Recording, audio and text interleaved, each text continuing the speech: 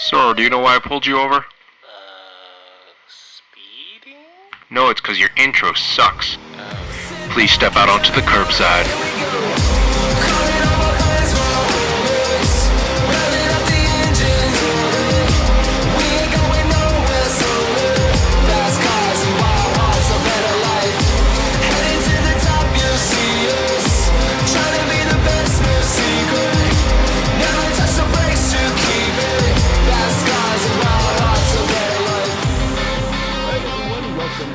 Episode of the Curbside Podcast, the podcast where we talk about cars and everything to do with cars. My name is Jeff. I drive a 2004 Honda S2000, and I am your Southern Californian Taiwanese American. What's up? Name's Parth, Bay Area, 2016 M3. You know how we do. Having a little That's snack. It? Okay. Yeah. Oh, Bay Area. Wait, I said that. No, it's just weird to hear you actually say a whole intro all at once. So I wasn't sure if you finished. Yeah. It usually takes 20 minutes. But anyways, so the other day, I was actually driving home, and guess what I saw in it? A boat. No, I saw a Lucid. Lucid? Lucid really? Air. Yeah. I did not expect that I would ever see a Lucid on the road. It looks nice. Which one's Lucid again? Okay, I remember. I don't like how they look. I've seen a few up here. They look like Buicks. They look like Lincolns or Buicks or something. Yeah. But I don't know. It was just wild because I was thinking like we are living in a very interesting part of automotive history. Okay. We like to give a lot of crap about what's going on right now and whatnot, but like honestly, like we're living through so much is going on right now. We're living through an entire shift of like going from internal combustion to electric cars, and then we're also for the first time in a long time seeing new brands. Mm-hmm. New cars show up on the street, like Teslas, like Rivians, like Lucid. For the past who knows how long, like you'd never have seen a new car brand roaming around the streets, really, unless they're like some wild thing like the freaking Slingshot with the 3 wheels or whatever. But I don't really count those as cars. Like No, they're not cars. Nope, they're not bikes either. Yeah. I don't know what those are. I don't get the point of those things. I don't get it either. They're not fast. Mm-hmm. They're not expensive. They're not good looking. They're not a motorcycle. Nope, that's the big one. So what's the point? I kind of understand like the Can-Am, like the 3-wheeler thing, the snowmobile with wheels. Oh yeah, you know, that thing? yeah. I understand that because it still has handlebars. Like you still kind of ride it like a motorcycle. And it was funny because my friends and I, we were at Burt's. It's like a huge motorcycle dealership down here. Uh-huh. And we were like, we saw the Can-Ams, those tricycle things, and we're like, what the heck is the point of this? Yeah. Right? Like, why not just buy a motorcycle? Yeah. And then we sat on it, and it was so comfortable. Oh, really? And we were like, we know what it's for now. When you're old and you're retired and your frail bones can no longer hold up a motorcycle, you get one of those. No, then you get the Honda. What the hell do they call those? You know, they're like literally as heavy as a car. Oh, the bike? the Goldwing? Yeah, No, but that you still have to balance on that. Sorta. But anyways, so we have the whole like new brands, electric car things. We're also going through like car companies bringing back a bunch of old names too. Yeah. Just recently we got the Z. We got the Integra. We got the, like, other DeLorean? stuff. The DeLorean's coming back. Like, Supra's back. The Hummer's back. We sat in a period of time from, I would say, like, after 2008, where we were just sitting in, like, nothing, really. It was just boring. Right? Yeah, I guess so. The new innovations were the Prius. The new everyday car would be like, oh, look, another SUV has come out. Wow, dude. You know how Porsche, McLaren, and Ferrari every 10 years come out with the Holy Trinity, right? Yeah. I really feel the last Holy Trinity really did mark the end for that chapter. They were like, here is 3 supercars based on a hybrid platform. This is the best you can do with internal combustion for a street car. That's what they did. You know, they were like, this is the best you can do for an internal combustion for a street car. And literally, it is, because that's why they're called the Holy Trinity, right? And that's what it was like. After this, it's some sort of, you know, full electric, half electric, mostly electric kind of thing. That, if you're talking performance-wise, that signaled the death of the internal combustion. That was the capstone. I kind of agree with you in the sense that I disagree with you, but agree with you. In that 2008 post era, I think we reached the max of the internal combustion. There was nothing left to do as far as street cars and internal combustion engine go. Yeah, no, like I think that's why during that period we were all so excited about like supercars, Yeah. right? And hypercars, right? Because everything else was just boring. It was. Yeah. Like nothing exciting really comes from like your normal street cars. They just had like minivans, SUVs, sedans, and whatnot. There were very few exciting road cars after that point, right? Like the S2000 had died. The 350Z was near dead. The only thing that was fun and affordable was a Miata. Everything else that you could have fun in was a Porsche, a Lamborghini, a Ferrari. That's why we were so focused on like, wow, dude, Aventador, dude, Bugatti, dude, like Porsche, dude. Nowadays, We want other things now. yeah, That's true. yeah. Like now, all the exciting stuff is actually coming off. Wow, check out that new electric pickup, dude. Oh, dude, the new like fast sedan, dude. Like small stuff, right? Like we're less focused. More attainable stuff. Yeah, which I mean, maybe because A, we're getting older, but B, like, that was gonna be my next thing. Like, is it because of the cars, or is it because maybe we've actually grown to realize? I don't know. I feel know, I feel like, it's just. I feel like it's what you said. Those cars hit their peak. The Bugatti came out. For that, we were chasing speed. Like the most insane engineering we could do to make a car go over like 240, whatever, fastest car in the world, and feel comfortable and whatnot. That was like a W16 massive quad turbo engine with like 4 radiators and whatnot. That was the peak of that. And then they did that again with the Chiron, but it's like you just kind of did it again, and it was just a little bit. It's not exciting anymore. Like, Take your example and now just bring it back to maybe a more attainable cars. Yeah. Mercedes was throwing 6.3 liter V8s into their sedans. Like, what? And then you saw a V10 super sedan. A V10 that sounded like a Formula 1 car. And then they put a V8 into the M3. They did it. They were like, this is as best as we could do for the street car. This is it. After this, we don't know, because we cannot sustain this. Because regulations, EPA, nobody's gonna buy that shit, right? Over time, the price of gas has gone up. Gas used to be, a couple cents, and then it's like, you know, what it is today. So over time, gas has gone up, so manufacturers are like, we're not gonna be able to sell these cars. Most people, as you know, they realize like the industry changed.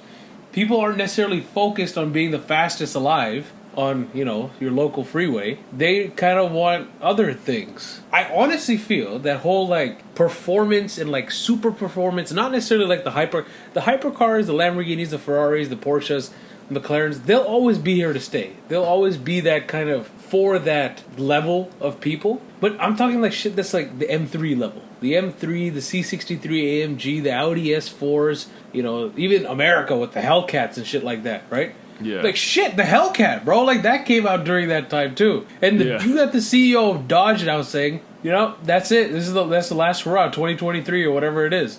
After that, we're done making a supercharged V8. A lot of car companies have committed to, that's it. We're not researching anymore into internal combustion engines. Because it doesn't make sense for them. How many Hellcats do you see? How many M5s or M3s or Audi RS4s do you see? You don't. Dude, like, we came from, let's go back to, like, the Bugatti era, right? Yeah. That was just size, right? V10s and BMWs, V12s and Lamborghinis. Dude, the Viper, I think the Viper came out. V10. The new, now dead Viper came out during that time. And then right after that, we started downsizing. V6s became Turbo 4s. V8s became Turbo 6, twin Turbo 6s. Yeah. And then, here comes Tesla with electric motors being like, hey, we can accelerate just as fast as a quad turbo W16 engine. And you don't have to buy gas. Yeah, you don't have to buy gas, and it's a lot cheaper.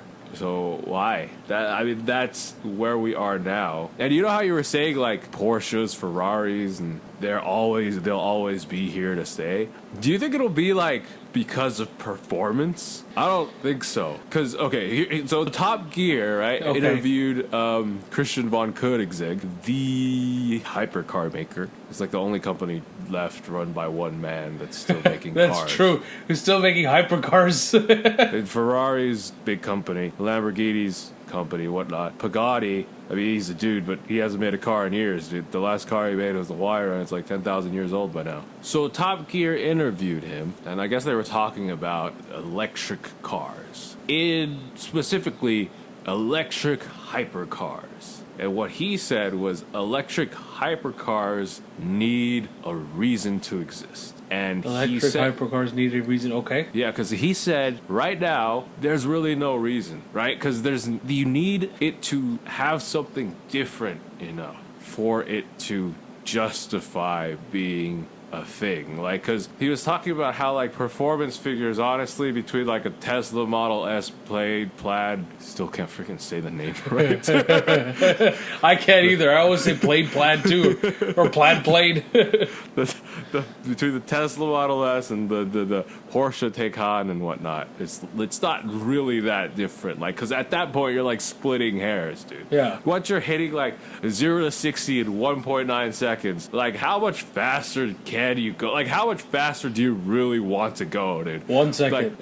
Like 0 seconds, dude. I want to stomp on the brake. I'm 60. My eyes are like up my butthole, dude. That's where I want to, like, that's how fast I want to go. And I'm like, at that point, there's honestly, like, what can you do? If the Tesla Roadster is just that, a roadster, a sports car, then what's a supercar gonna be if it's electric? And what's a hypercar gonna be when it's electric?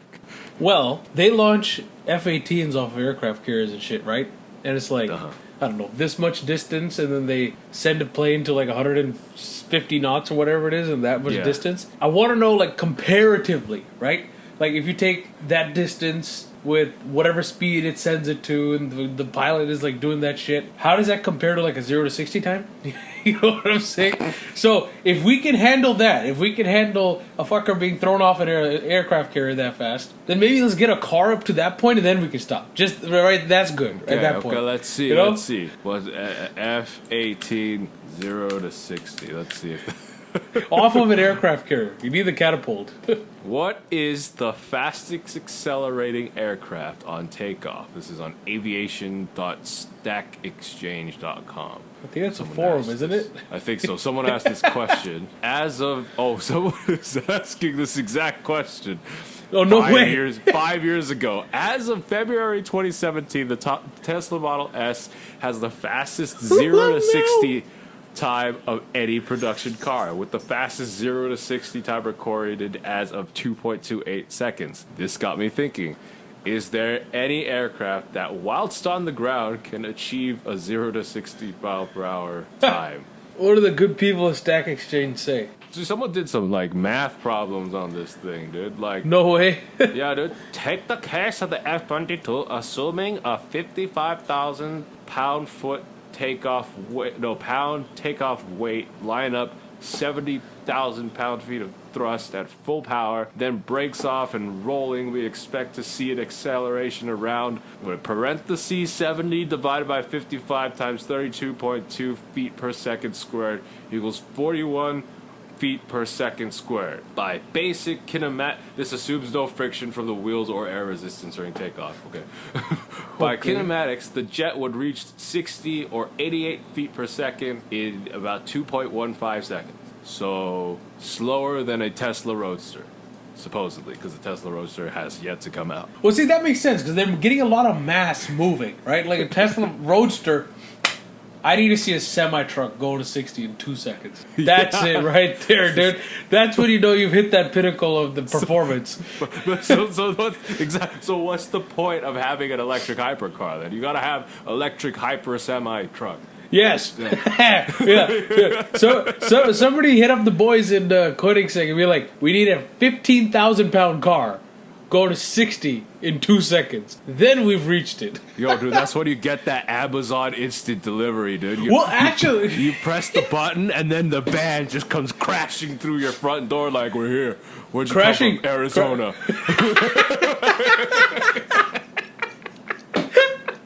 Arizona. Well, actually, you know what you're gonna see then? If this is our logic for, we're saying that, performance doesn't matter, performance now is just kind of like, what are you gonna do? Go faster? The Hummer. Yes.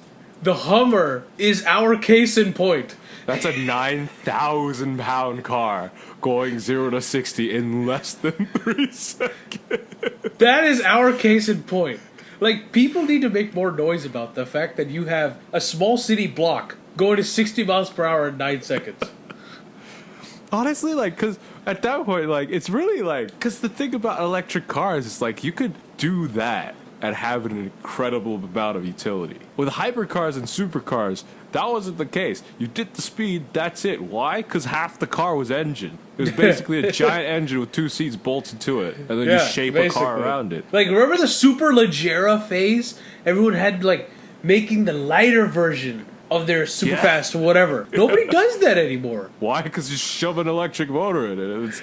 You can make 9,000 pounds move to 60 in 3 seconds. And you can still have an AC unit. Exactly, yeah. You don't have to delete the radio. You don't have to do all that stuff, whatever. I think even in that article I was reading about Koenigsegg, I mean, they're developing their own, in-house motor. It's, small and, it's, weighs whatever and can make, 335 horsepower from, a tiny thing. But he's even at that point, a couple kilograms really doesn't matter in a hypercar, Mr. Koenigsegg said. He's it's just it is just splitting hairs. What do we do with all that? I mean, it'll just be straight line speed too, also, though, now that I'm thinking. Yeah, that's true. You gotta make straight roads everywhere. That's the future. Then you could have electric hypercars that go to 0 to 60 in negative 5 seconds, dude. They'll still put They'll put a 65 speed limit on it anyway. Yeah. In this day and age, when you got a fucking Hummer moving 9,000 pounds to 60 in less than 3 seconds, why is the speed limit 65 in most places? I don't know, dude. We could need a switch to Fahrenheit 451. You remember Fahrenheit 451, dude? Is that the one where you, burned a bunch of books? Yeah, they burned a bunch of books, but, the rule, there was, the future, right? There's, the future, and they had speed minimums. Oh, I like that. That's a good one. Yeah, speed minimums. Granted, I think one of the characters got ran over because of that, but... We don't talk about that.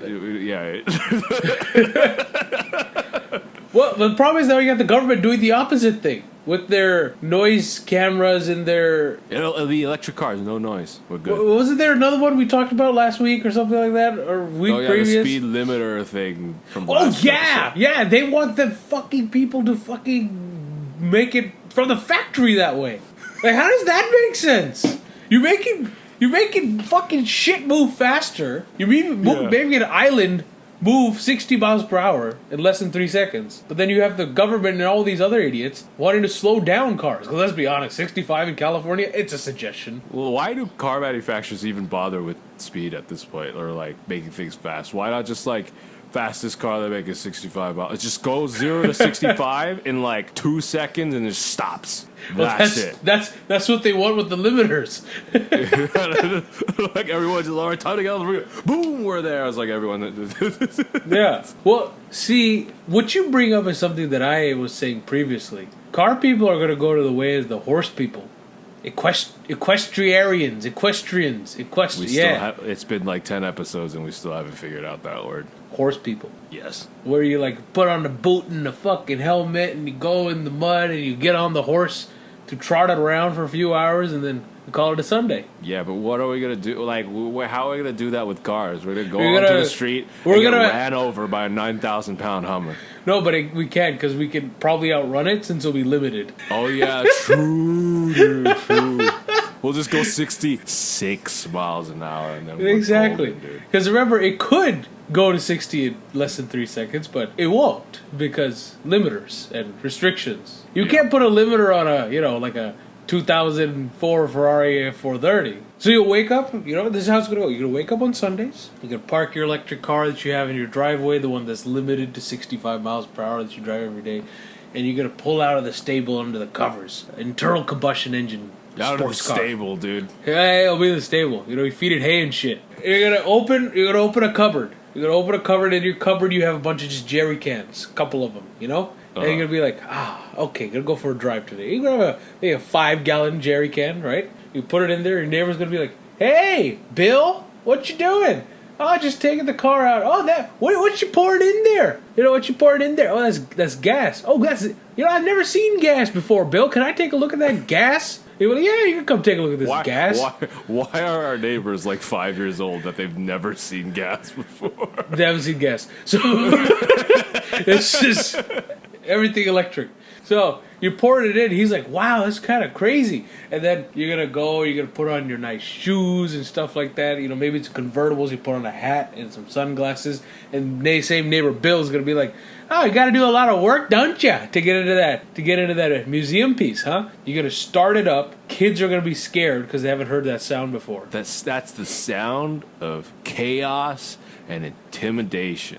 Yes. And also, at that point, they'll probably paint it as, gasoline was the cause of wars and deaths and famines and World War III. So they'll run, right? They'll run and they'll be like, oh my God, the crazy neighbor, he started that thing again. You're going to go on your drive. It's going to last like 20 minutes. You park it up and that's it. You have a day. And then you just ruined a couple people's mornings. Showed Bill what gas was. That's about it. I think it'll be like Mad Max. Like a watered down version.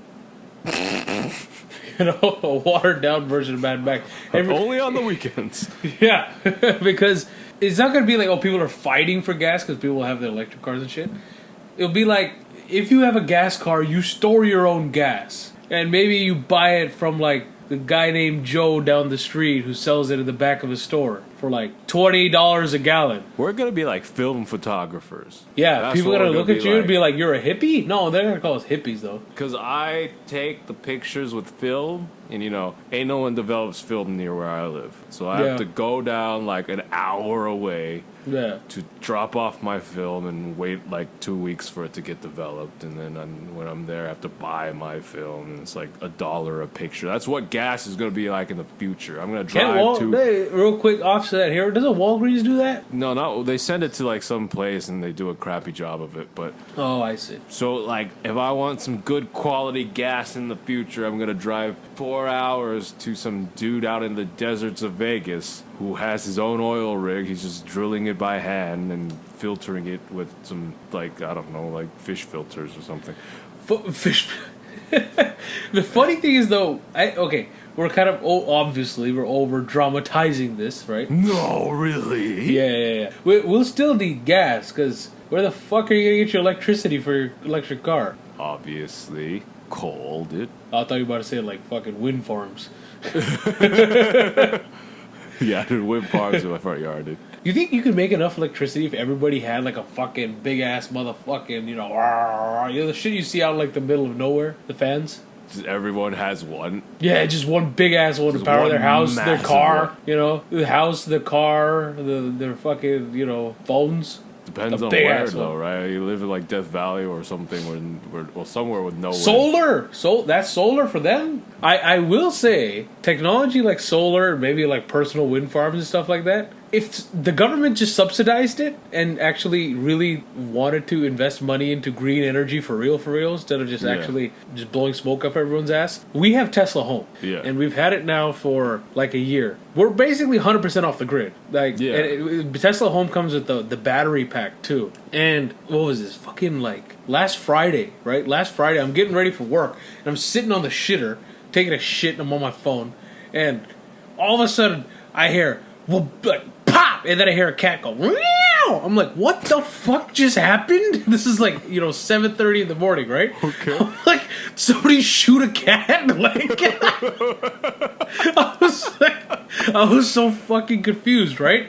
And then all of a sudden I hear, brrr, and then I'm like, huh? I was like, what? That's a weird fucking sound. And then the lights in our house just go flicker, and then they stay on, but they flickered hella hard, right? I'm like, oh shit, dude, like a transformer blew up. And then I was like, yo, how the fuck did that cat make that transformer blow up, right? Yeah. So I get out of the bathroom and I go to the other room over there, and I'm standing there and I hear the same bzzz, and then there was like a flash of light, and I'm just like, what the fuck is happening? So I go out to the master bedroom window where you can like look out over the neighborhood, and I'm just seeing like columns of smoke rising from different points in the neighborhood. And then as I was watching it, I'm just like, transformers were blowing up. Like, Okay.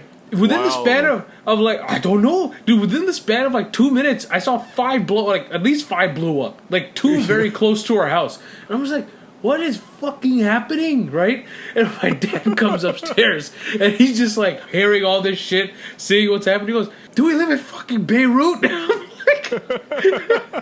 I'm like, yeah, seems like that, dude. So all these transformers are blowing up and shit. And I was like, okay, well, time to check the Tesla app on the Tesla Home. Sure enough, we are being self-powered right now. It is off the grid. The grid was X'd. Right? Yeah. Meaning because the grid is off. Apparently. Yeah, the grid just took a damn shit. All the other neighbors and all that stuff, nobody had power except for our neighbor across the street who also has Tesla Home. So it was like us and him the whole, and the power was gone till like 9 p.m. that day. All day we were on solar. Then by the time the sun set, basically, the house is being powered by the battery, and we lasted the whole time till about 9:30 without this. Otherwise, we would have had no power the whole day. And the thing is, we carry out our day as we normally do. Like maybe we won't run like the dishwasher or the laundry machine because those actually suck a lot of power. But I had the PC on, the phones were charging, people were using the microwave. Like, what I'm trying to say is that's renewable as shit. Yeah. If they could just give up these power conglomerates, PG&E, Southern California Edison, whoever the fuck else it is. Never happening, dude. Never happening. So all you people who are green tree, like, let's make a public service announcement. Just because you buy a Tesla doesn't mean your dick is turning green tomorrow, okay?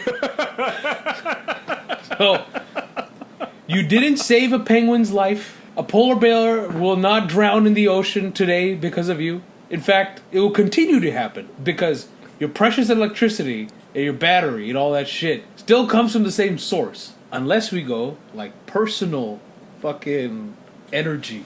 Like, everybody in their own house makes their own energy kind of shit, you know? Yeah. Bob's got solar, Bill's got fucking wind electricity, Sarah Everyone's made got a dam. something different, dude. Yeah, Sarah made a dam. You know, she lived next to... I'm gonna have a freaking water wheel, dude. There you go, dude. Renewable at-home energy is the way to go.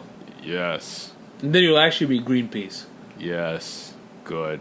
How did we get here again? I don't remember. I was trying to get it... just trying to circle it back there. Fuck was I talking about? Anyway, but yeah. Fuck you, Tesla. I don't know. All right, let's go to our break.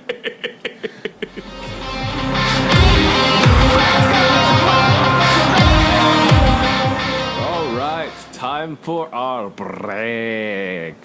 As always, you can check us out at the curbsidepodcast.com. There you'll find links to all of our stuff, like Apple Podcasts, Google Podcasts, Stitcher, TuneIn. Find links to all our socials. It's the Curbside Podcast everywhere except Twitter, which is Curbside Pod. And subscribe to us on YouTube. And email that. God damn it. The email. We have 778 subscribers right now. You finished? Yeah. I'm going to keep chewing this beef jerky otherwise. Yeah, good. The Curbside Podcast at gmail.com. Got it out. Got it out there. All right. And let's get back to our show.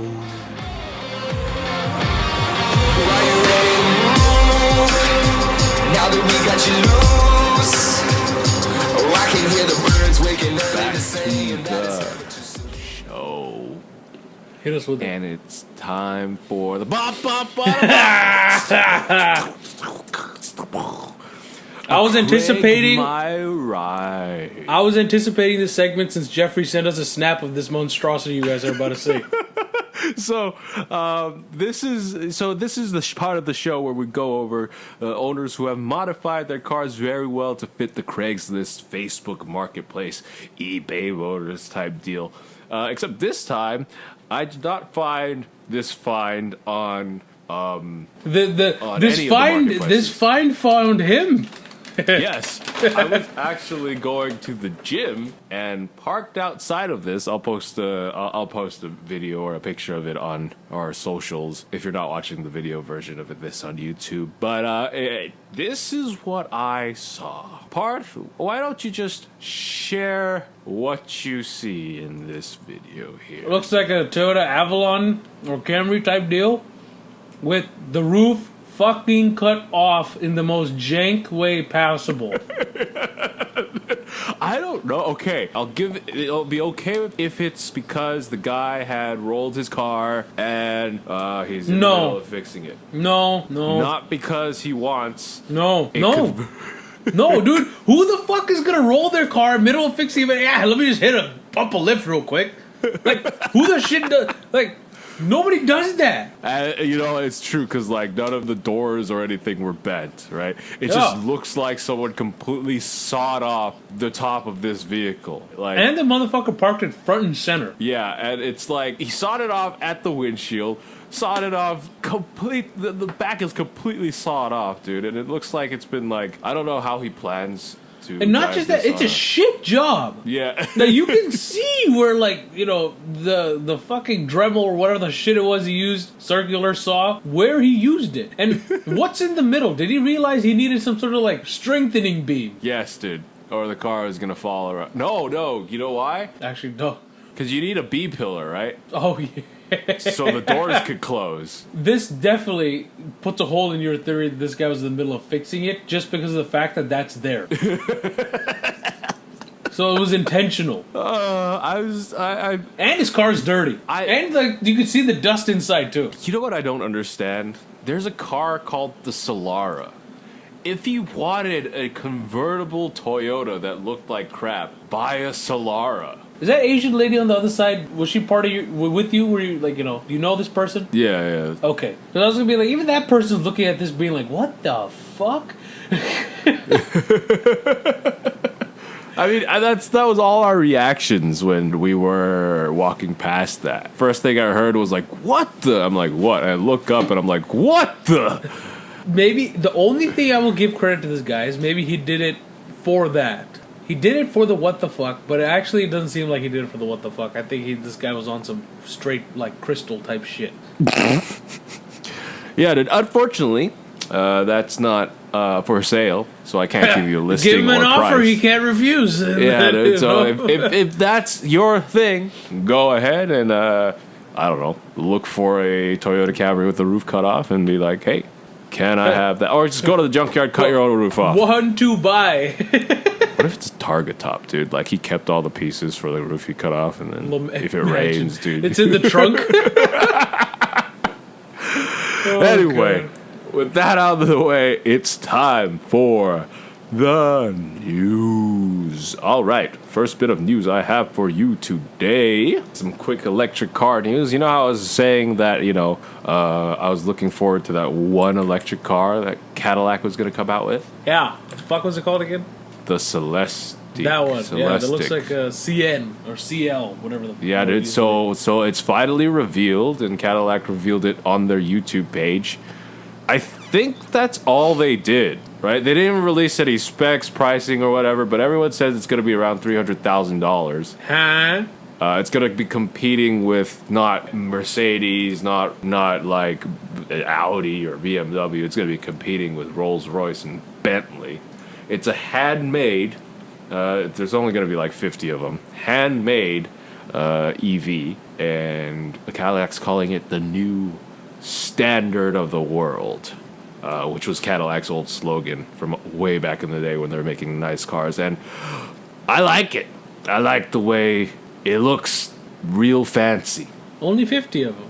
Probably like 50 to 100. It's not going to be a lot of them, but I'm sure it's going to be like fully customizable. You guys could watch the video on Cadillac's YouTube page. It's why does a car company like Cadillac that makes like fucking rental car company level. Oh, man, that's fucked up.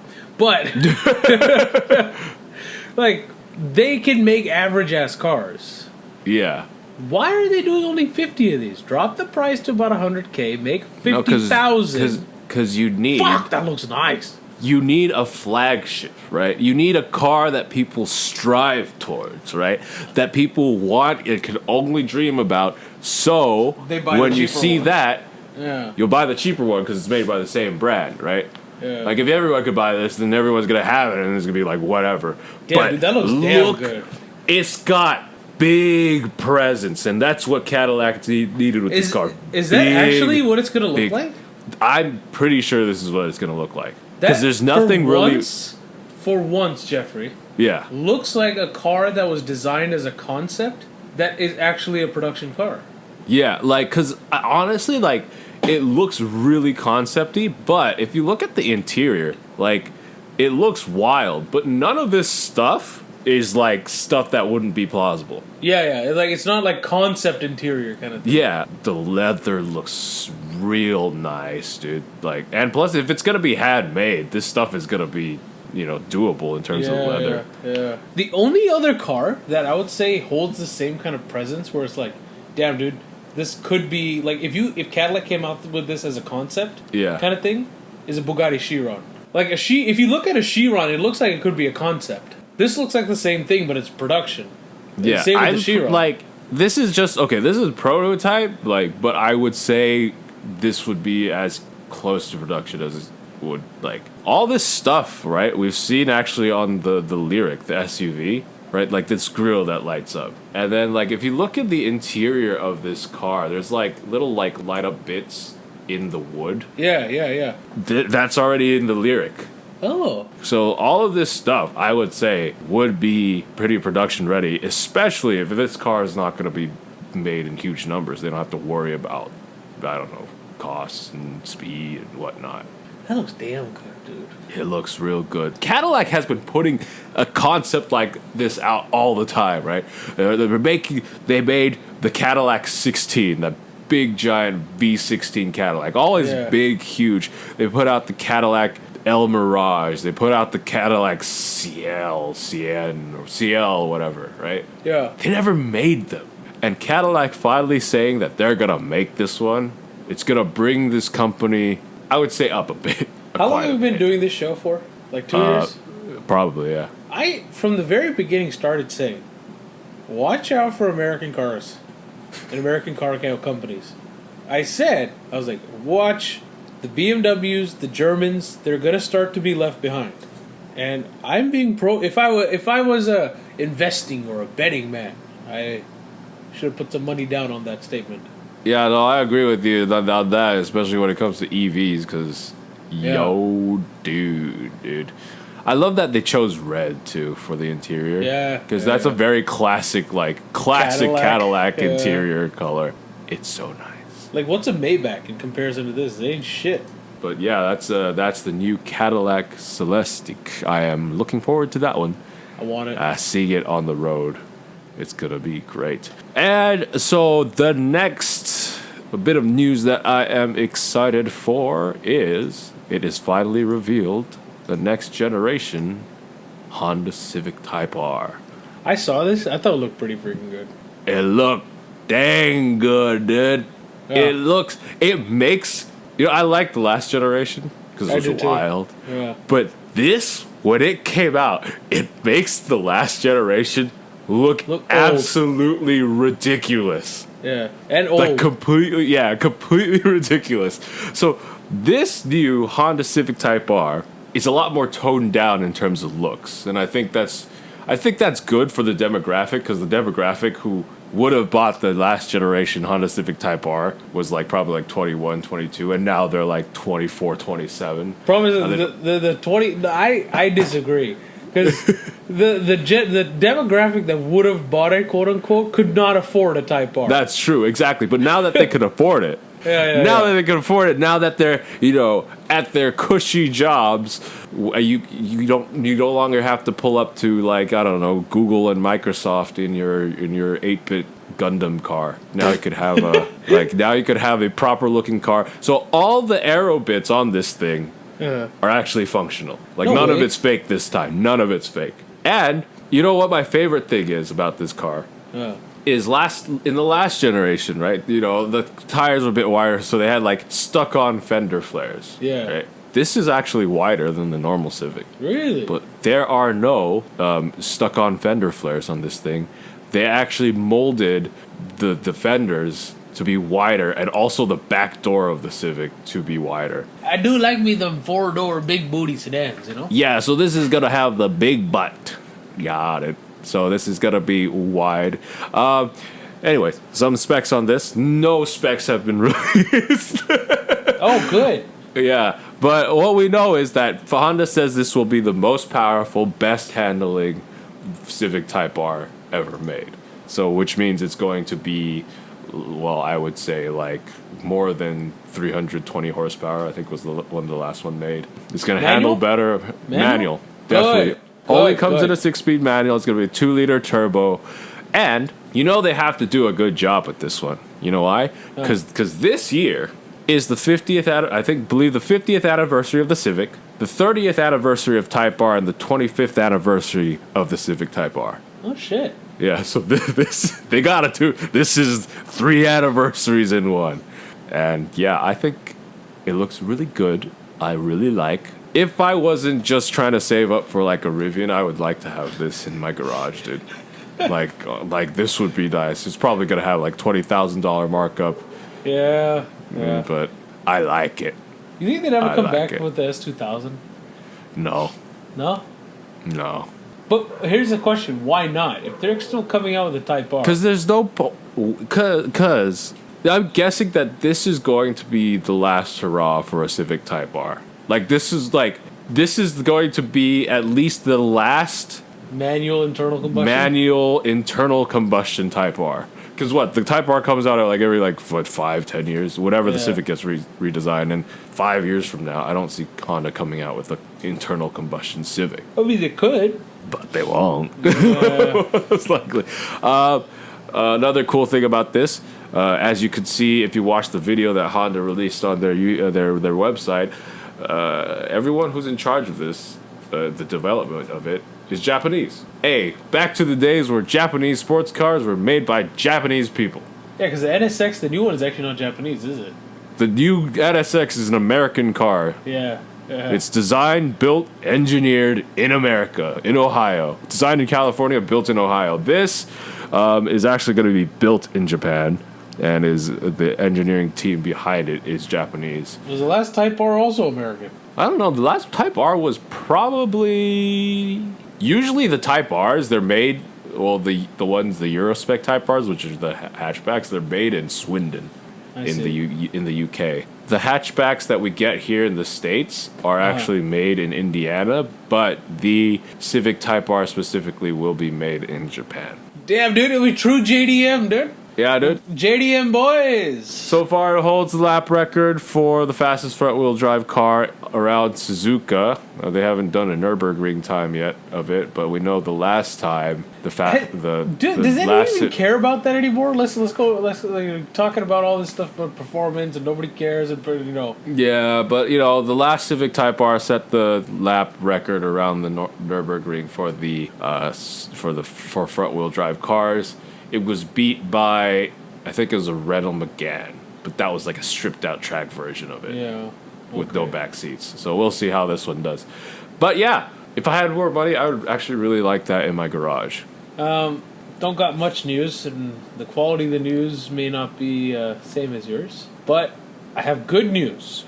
Good news? The small news that I have, it is good news. Do you know those spam calls? Everybody gets them. Hi, we're calling you about your car's extended warranty.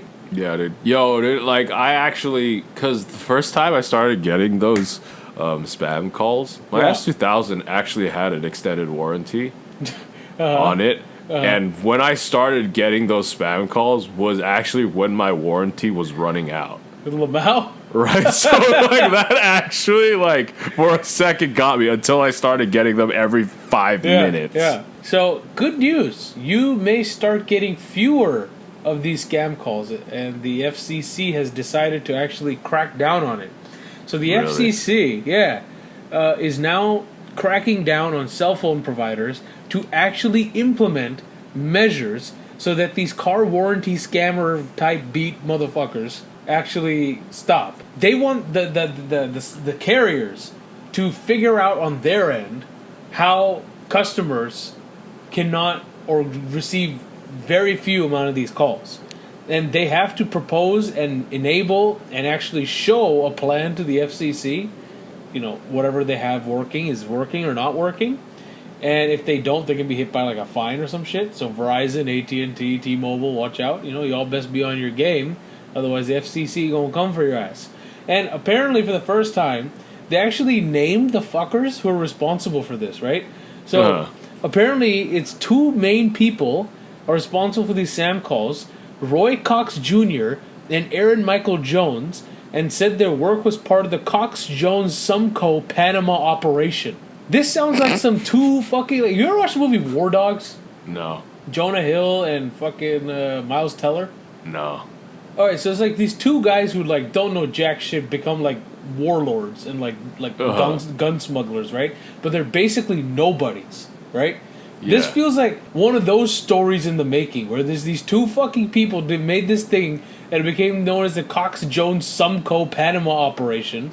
And they started this in like at least 2018 and ramped up operations in 2020 when it purchased a list of 500,000 numbers from 229 area codes so that it could the calls can appear to come from the area code you live in. I already solved this problem on my own, and it's just not picking up my phone at all.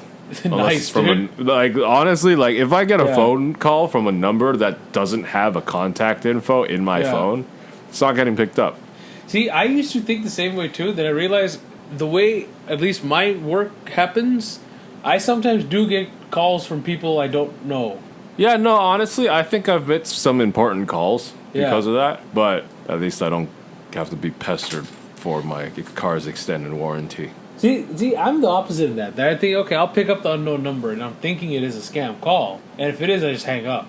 So True, but that sounds like a work. Is it really though? It's just slide, ear, close. Versus doing nothing. But what if you miss a call? They'll leave a message if it's important. Yeah, I don't think anybody leaves a damn message these days. The scam callers do. Do they really? Yeah, no, Leave a message. They leave a message, and it's always like it starts before the beep. But yeah, so if you do actually have extended warranty and you're expecting a phone call about it, but you're not sure because it's afraid of the scammers, hopefully soon that will not be your concern anymore. Yeah, that's great.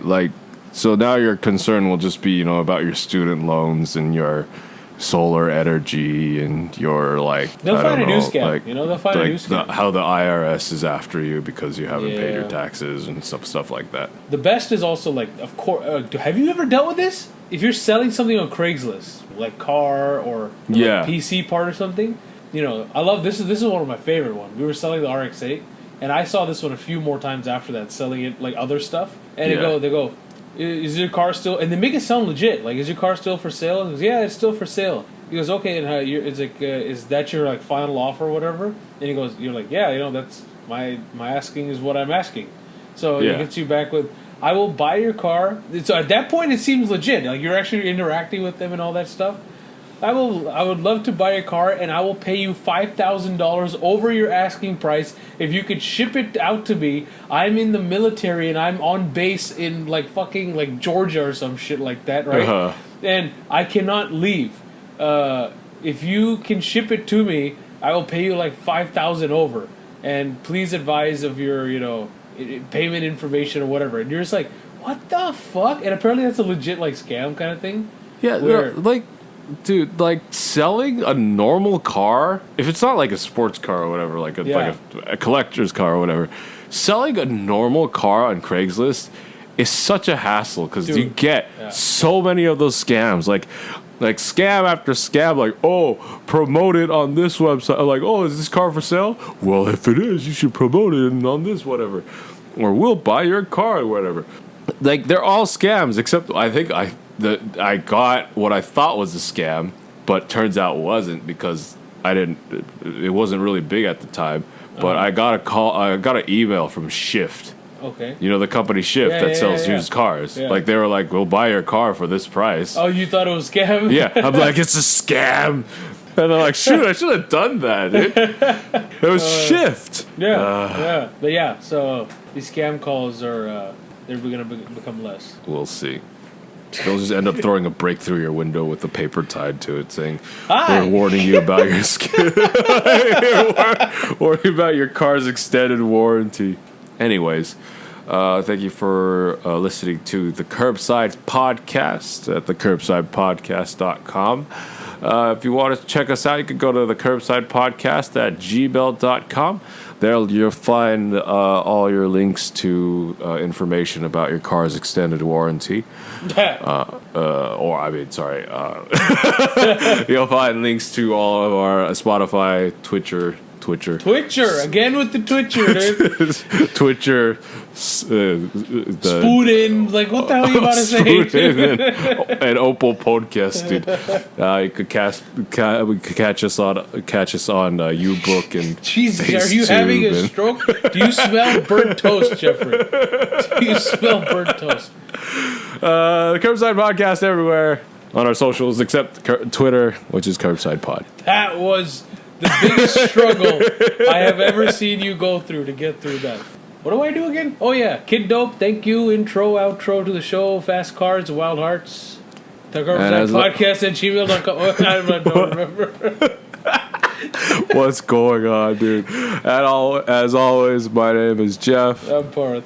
Oh, dude, I forgot to tell you. Yeah. We've been trying to reach you about your car's extended warranty. Oh yeah, you think so? Well, I'll buy your car's extended warranty, or that you're trying to sell me, and I'll pay you $5,000 over it if you could ship it to the Army base in Georgia. Yeah. Anyway, remember, drive safe and imagine life is too short. Scamming each other. Like, wait, just think about that for 1 second. Like, if you could take like this guy scamming you here and this guy scamming you here, and you just conjoin that conversation. Oh, dude. No, that's what you should do. Like, if you get scam calls, like, call back a scam number and just, like, put them, like, merge the call and leave. Yeah. No, don't leave.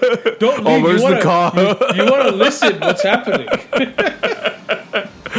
Anyways, remember, drive safe, and life is too short to drive boring cars. Don't forget about your warranty. Fast cars